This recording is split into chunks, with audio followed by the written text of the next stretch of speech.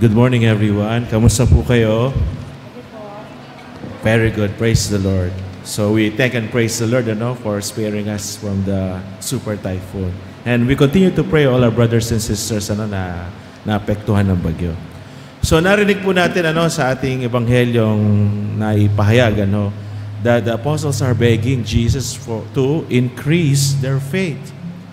Increase our faith. Sabi ng mga alagad ng ating Panginoong Jesucristo. So, nung ginagawa ko itong sharing na to, I was really thinking why the apostles are asking Jesus to increase their faith. Di ba ang faith is something that we believe? No? Kunwari, sinabi ko sa inyo, 1 plus 1 equals, nothing will change that, di ba? And it will not change.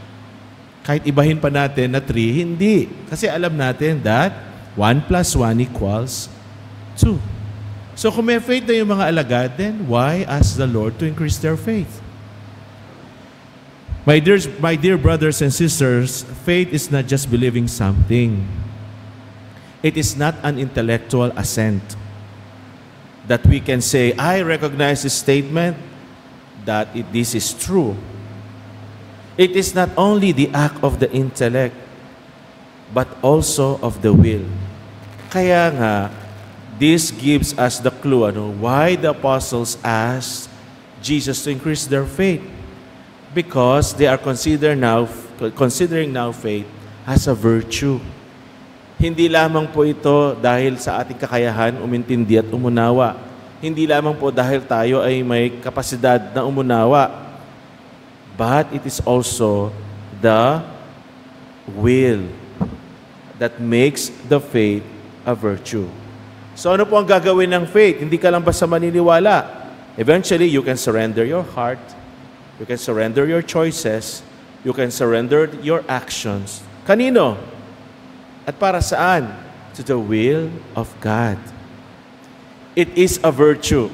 Sabi nga po sa Catechism of the Catholic Church, 1837, it is the habitual and the firm disposition to be good.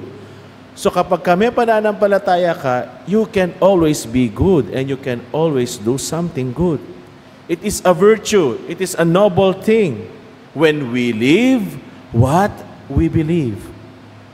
When we live what we believe. Tayo pong mga Katoliko, di po ba, marami po tayong mga pinaniniwalaan. Especially when in terms of our faith. Di ba? We are all pro-life. Correct? Tama? Pero minsan, meron tayong mga brothers and sisters na supporter ng abortion. Galit na galit po kayo sa corruption, right? Tama po ba? Especially this time of nag-unfold ang mga failed flood control projects. Pero tignan nyo po, tayo din naman ang lumuluklok sa mga corrupt. And now, with the recent issue that we have, the environmental issue, tuwang-tuwa tayo kasi may Sierra Madre. Right? And we believe na talaga naman, kailangan natin ang Sierra Madre at ang lahat pa ng mga kalikasan na maaari nakakatulong that serves as a defense system. Pero anong ginagawa natin? Naalala niyo po yung kantang, yung anak ng Pasig naman kayo. Kalat doon, kalat dito. Sira dito, sira doon. See, it is always easy to say, I believe. But are we living what we believe? Kaya nga, siguro tayo din, we now continue to pray and ask the Lord to increase our faith. Because faith is not just an intellectual assent, but it's also the will where we can live what we believe. So that later on, we can surrender our hearts, our choices, our actions to the will of God. Amen. At pagka nagawa natin yon, we can always say at all times, I know you, I love you, I'll catch you, takes the steps, I'll be there, says the Lord. When our faith become matured, we can eventually say, Lord, I know, we can always claim that God knows us, that God loves us, and He will always catch us. We just need to take the steps, and surely He will be there. So now, ano pong gagawin natin para ma-increase naman ang ating pananampalataya? I'll be sharing to you 5 points so that we can, like the apostles, we can also ask the Lord to increase our faith. And these are the means also to increase our faith. Number 1, prayer. Lahat po ba nagdadasal? Lahat po ba nagdadasal? Nang totoo? Nang may puso? Prayer. Every time we pray, we are growing in our faith. Actually, prayer is an act of faith because we are praying to a God whom we do not see. But still, we pray and talk to Him.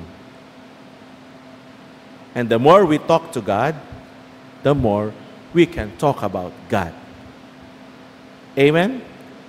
So sa pamamagitan po ng pagdarasal, our faith can increase. Number 2, solid scriptural reading. Sino po ba nagbabasa ng Bible sa inyo? Sino po ang may Bible sa bahay? Sino po? Pakitaas po ang mga kamay ng may Bible sa bahay. Makapal, manipis. Wow. Malikabok, malinis. Gusto ko pong i-share sa inyo tong isang kwento tungkol sa cellphone at ang Bible. Sabi dito, ang cellphone at ang Bible. Ang cellphone ay laging hawak, ipinapakita. Ang Bible, laging nakatago at ayaw ipakita. Ang cellphone, binibili kahit libo-libo ang halaga. Ang Bible, ayaw bilhin kahit 100 lang ang halaga. Ang cellphone, laging pinapalitan ng case. Ang Bible, hindi man lang mabilhan ng case. Ang cellphone ay ayaw magasgasan. Ang Bible, hinahayaang maalikabukan. Ang cellphone, bihirang makaligtaan kung saan iniwan. Ang Bible, madaling makaligtaan kung saan naiwan. Ang cellphone, mahirap ipahiram, baka masira. Ang Bible, madaling ipahiram kahit mawala. Ang cellphone, laging binabasa kung may bagong message. Ang Bible, hindi binabasa, kaya hindi makita ang message. Ang cellphone, message, masarap i-share. Ang Bible verse, nakakalimutang i-share. Baka nga hindi natin kayang i-memorize. Ang cellphone, pinapakita ang lifestyle ng tao. Ang Bible, nagpapabago ng lifestyle ng tao. Ang cellphone, mabilis maluma. Ang Bible, hindi naluluma. Ang cellphone message kung minsan ay late. Ang Bible, laging on time ang message. Ang cellphone, kailangan mag-load para mag-message. Ang Bible, laging fully loaded ang message. Ang cellphone ay mahalagang gamit ng tao, pero ang Bible ay mas mahalaga kung gagamitin ng tao. Ang cellphone at ang Bible, bow. Marami po ba sa atin ang tinamaan at guilty? Pero mahalaga po ang pagbabasa ng Bible because saints have been converted by reading, as in the case of Saint Ignatius of Loyola, who read the lives of the saints after his injury in the Battle of Pamplona. Ignatius exclaimed, "If Francis can do it, so can I. If Dominic can do it, so can I." So, kaya po ba natin magbasa ng Bible? Because it can surely help us grow in faith. Number 3, accept trials. Accept trials.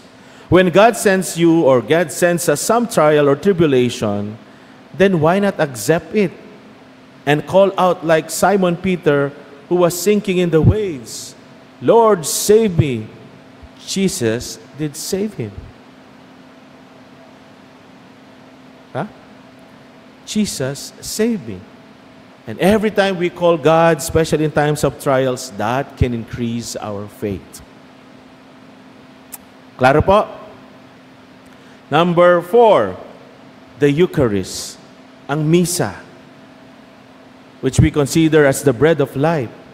It must be said that the frequent, worthy, as well as fervent reception of the Eucharist, the bread of life, is far one of the most powerful means to grow in our faith. Di po ba pag tayo ay nagsisimba, tinatanggap din natin ang ating Panginoong Jesucristo sa pamamagitan ng banal na komunyon. At every time that we do that, para nating isinasabuhay kung ano ay nahahayag sa Psalm number 42, chapter 42, verse 1. As the deer yearns for the running waters, so my soul yearns for you, my God. So sana po, pag tayo ay nag-attend ng misa at pinaplano at binabalak natin na magmisa, kung papaanong humihingal ang usa sa pagkauhaw sa tubig ng mga batis, gayon humihingal ang ating mga kaluluwa sa pagkasabik sa Diyos. And that also can lead us to grow in faith. And finally, share your faith with others. Sabi ko nga po sa inyo kanina, through prayer, you can always talk to God. And after talking to God, you can always talk about God. And when you talk about God, you share God. And if you live what you believe, you can be a witness so that others may also have faith in God. Amen? So my dear sisters and brothers, if we keep our faith, we keep our trust. And then we keep the right attitude. Because then becoming grateful to God, we can always see God always opening up new doors. Alam niyo po, isa po sa mga nakaka-touching moment, nakaka-touch dito sa ating gospel na nabanggit, di po ba humingi ang mga alagad na, Lord, increase our faith. Pwede naman niyang sabihin, of course, I will do it now. Just a snap of a finger. Pero anong sabi ng Panginoon? Gamitin niyo lang yung kahit size ng mustard seed. You can do great. So, kahit katiting ang ating pananampalataya, when we use it, it can make a difference. Kasi nandiyan na sa atin. We just have to use it. So to end, sabi nga po ni Ralph Waldo Emerson, sorrow looks back. Worry looks around. Faith looks up. Sino po ang titignan natin? Sino po ang titignan natin? Si Lord through faith. Good morning po and God bless us all.